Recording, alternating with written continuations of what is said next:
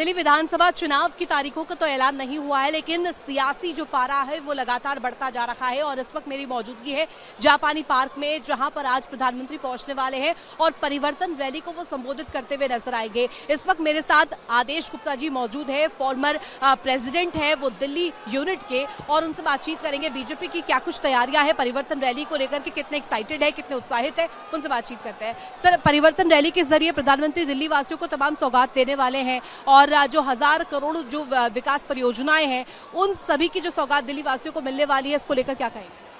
देखिए, दिल्ली वासी प्रधानमंत्री जी की जो घोषणाएं 3 तारीख को हुई हैं और लगातार भारतीय जनता पार्टी की केंद्र सरकार ने दिल्ली के विकास के लिए बहुत सारे काम किए हैं। चाहे वो मेट्रो का काम हो, दिल्ली के अंदर इंफ्रास्ट्रक्चर की बात हो, दिल्ली को तमाम शहरों से एक्सप्रेसवे से जोड़ने की बात हो, दिल्ली में टनल की बात हो, या दिल्ली में थर्मल एनटीपीसी की जगह पर 1000 एकड़ की जगह पर एक बहुत बड़ा पार्क बनाने की बात हो, द्वारका में पार्क बनाने की बात हो, स्कूल और कॉलेज बनाने की बात हो। हर जगह भारतीय जनता पार्टी अपने वादे पर खरी उतरी है।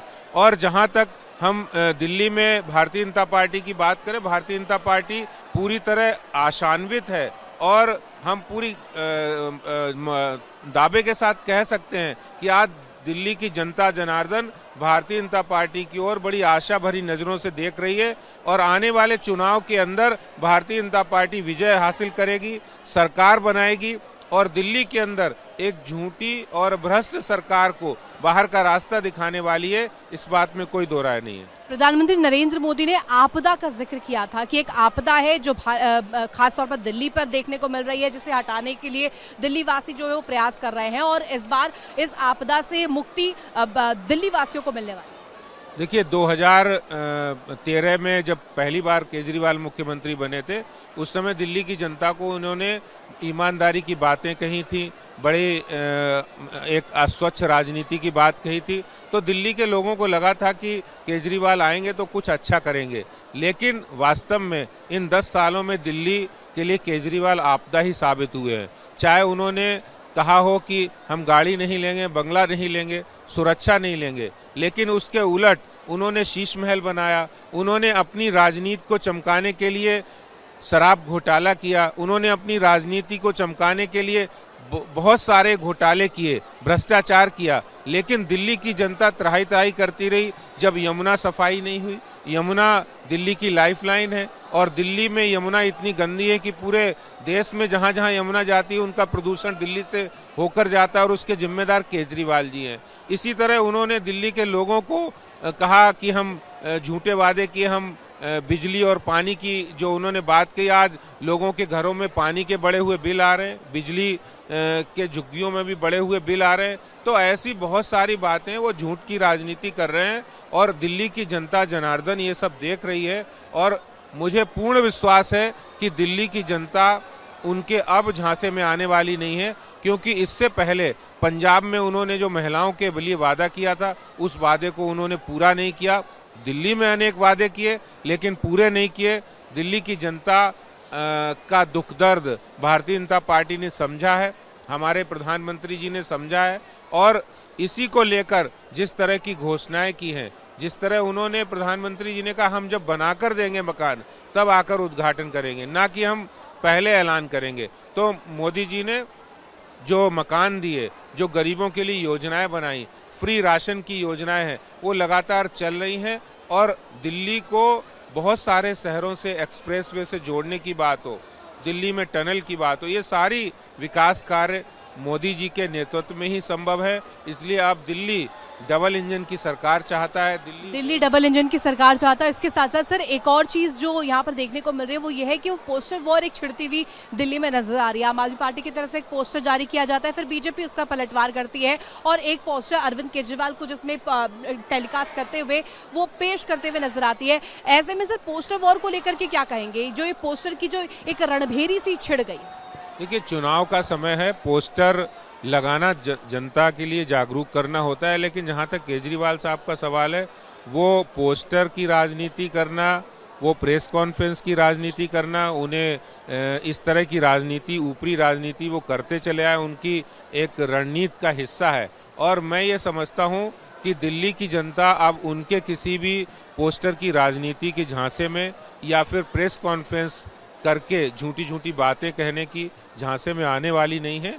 दिल्ली की जनता उनकी असलियत को समझ चुकी है कि किस तरह वो, अगर उनकी असलियत ये नहीं होती तो वो जेल नहीं जाते और उनके मंत्री जेल नहीं जाते, और वो जेल जाने के बाद अब उन मुद्दों को इसलिए नहीं उठा सकते क्योंकि कोर्ट ने कहा कि आप इन मुद्दों को नहीं उठाइए। और दिल्ली में अब वो समझे कि मैं मुख्यमंत्री बन जाऊंगा, या दिल्ली में माननीय कोर्ट ने कहा है कि आप जाकर के अपने पद का कोई भी काम नहीं कर सकते हैं, आप कैबिनेट मीटिंग नहीं कर सकते हैं, आप कोई निर्णय नहीं ले सकते, इसलिए मजबूरी में उन्हें बनाना पड़ा आरसी को मुख्यमंत्री।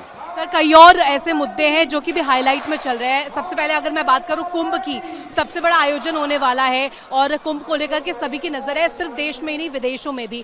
लेकिन कुंभ पर भी सियासत की जा रही है। ये कहा जा रहा है, एक मौलाना है शहाबुद्दीन रजवी बरेलवी, वो कह रहे हैं कि कुंभ में धर्मांतरण करवाया जाएगा।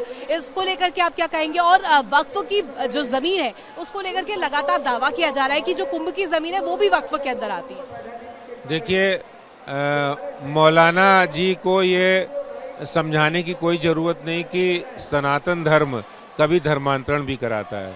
भगवान राम जी का इतिहास रहा है, हमारे भगवान कृष्ण जी का इतिहास रहा है कि उन्होंने जब जब विजय प्राप्त की है तो शासन और सत्ता वहाँ के लोगों को सौंपी है। हम तो उस उदार मानसिकता के हैं कि सनातन, ये पूरी धरती, ये पूरा विश्व सनातन परंपरा का वाहक है, और कुंभ उसी सनातन परंपरा का एक संकल्प है जो हर 12 वर्ष में एक महाकुंभ हो रहा है।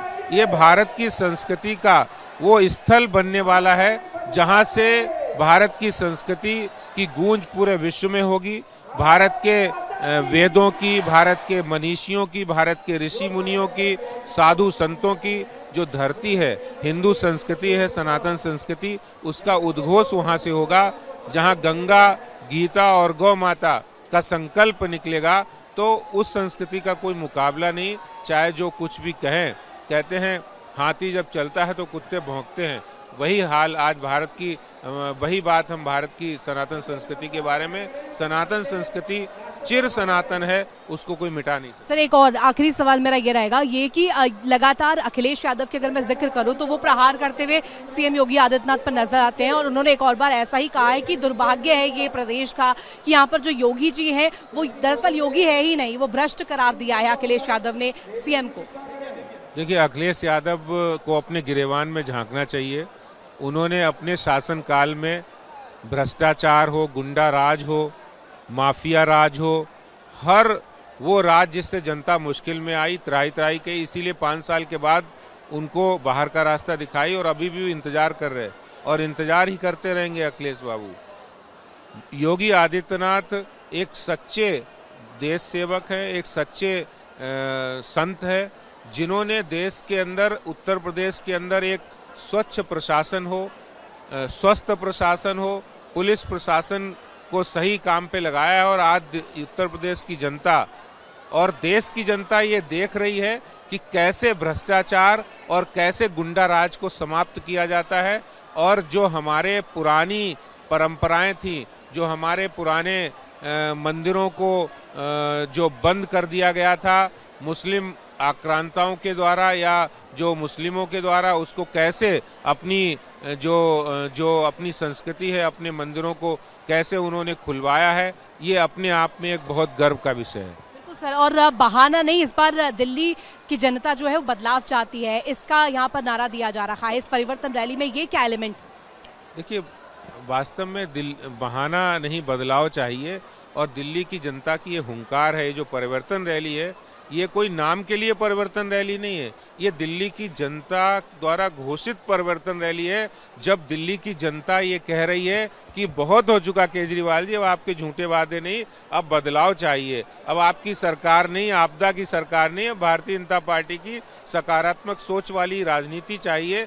और यहाँ पर नरेंद्र मोदी जी के यशस्वी प्रधानमंत्री के रूप में जो दिल्ली को देने वाली सौगात है वो सरकार चाहिए। बिल्कुल, बहुत शुक्रिया आपका हमारे से बातचीत करने के लिए। आदेश गुप्ता जी जो कि दिल्ली बीजेपी यूनिट के प्रेसिडेंट, फॉर्मर प्रेसिडेंट थे, उन्होंने हमसे बातचीत की और यहाँ पर तमाम चीज़ों को लेकर के जिक्र किया, कहा कि किस तरीके से आम आदमी पार्टी सरकार जो है वो पूरी तरीके से यहाँ पर फेलियर एक तरह से साबित हुई है और यहाँ पर आम आदमी पार्टी की तमाम विफलताओं को गिनवाते हुए नजर आए और सौगातों के बारे में भी उन्होंने जिक्र किया कि यहाँ पर प्रधानमंत्री पहुंचेंगे और यहाँ पर तमाम दिल्ली वासियों को वो सौगात देते हुए नजर आएंगे। कैमरा पर्सन अजय के साथ मैं ऋतु।